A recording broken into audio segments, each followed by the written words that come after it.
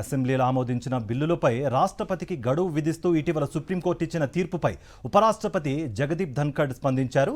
న్యాయస్థానాలు రాష్ట్రపతికి ఆదేశాలు ఇచ్చే పరిస్థితి ప్రజాస్వామ్యంలో ఉండకూడదన్నారు. జడ్జీలు సూపర్ పార్లమెంటుగా వ్యవహరించడం సరికాదని వ్యాఖ్యానించారు.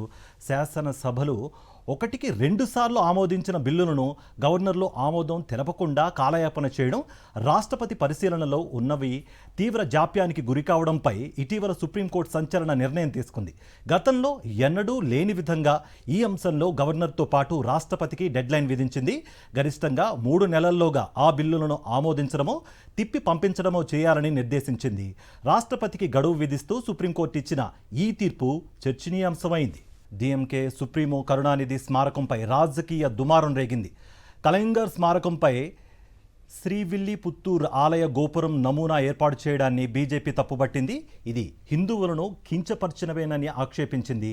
హిందువుల సెంటిమెంట్లను డిఎంకే దెబ్బతీస్తోందని మండిపడ్డారు. తమిళనాడు బీజేపీ చీఫ్ నాయనార్ నాగేంద్రన్, మాజీ అధ్యక్షుడు అన్నామలై దీనిని వెంటనే తొలగించాలని డిమాండ్ చేశారు.